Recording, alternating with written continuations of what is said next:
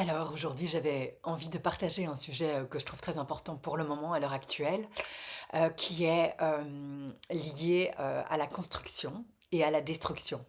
Donc au plus l'être humain s'éveille, au plus l'être humain va être capable de construire, de protéger son environnement, de protéger le vivant autour de lui, que ce soit à travers des plantes, à travers la nature, que ce soit prendre soin d'autres êtres humains.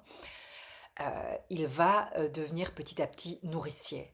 À l'inverse, au plus l'être humain est inconscient, au plus il va abîmer autour de lui, que ce soit la nature, les plantes et d'autres êtres humains, malheureusement, son entourage.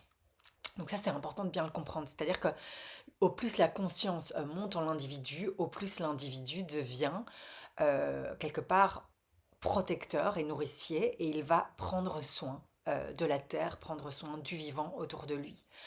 Toutes les destructions qu'on voit à l'heure actuelle, que ce soit des conflits, que ce soit des catastrophes naturelles, sont liées au déséquilibre énergétique qu'il y a dans l'humanité actuellement, hein. On ne respecte pas les lois du vivant et nous vivons encore énormément de rapports de force et des rapports de domination, hein.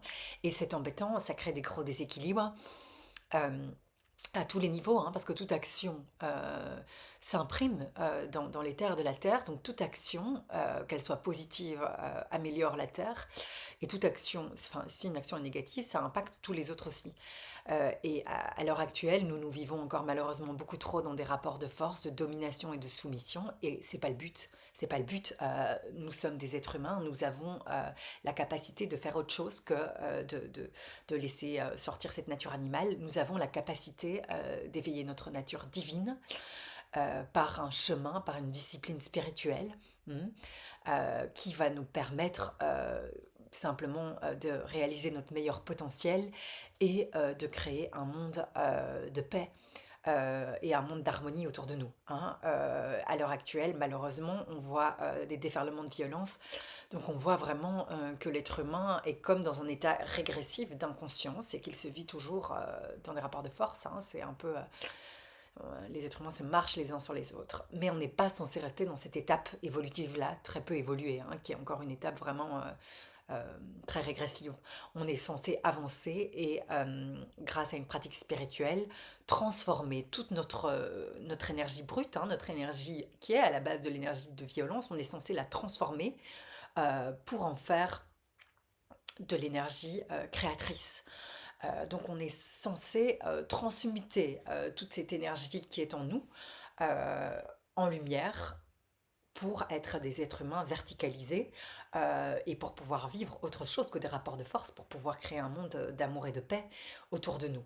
Et c'est vraiment important de le comprendre, c'est-à-dire que la destruction qu'on voit autour de nous et les processus d'inconscience sont liés à l'inconscience des êtres humains. Un être humain, par exemple, on va prendre un simple exemple, un être humain qui abîme les êtres humains autour de lui, que ce soit sa femme, ses enfants ou son entourage, c'est un être humain qui est très inconscient.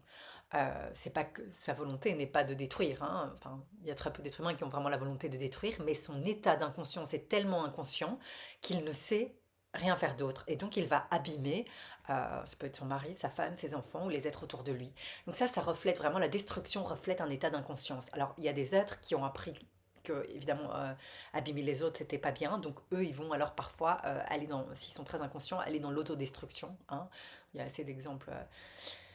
Il y a assez d'exemples. Et donc là, les gens alors vont s'autodétruire. Mais de nouveau, c'est la preuve d'une grande inconscience. Donc la solution pour tout ça, c'est l'éveil, parce que quand un être humain s'éveille, qu'il pratique une discipline spirituelle, il devient de plus en plus conscient de du caractère précieux de la vie, du vivant. Et il va protéger et prendre soin des plantes, des animaux et des autres êtres humains, et évidemment de la nature, hein, de la terre. Donc éveillons-nous. C'est urgent qu'on s'éveille et qu'on fasse grandir la sagesse et la lumière en nous pour que nous puissions prendre soin de la terre et du vivant et sortir de la destruction liée à l'inconscience.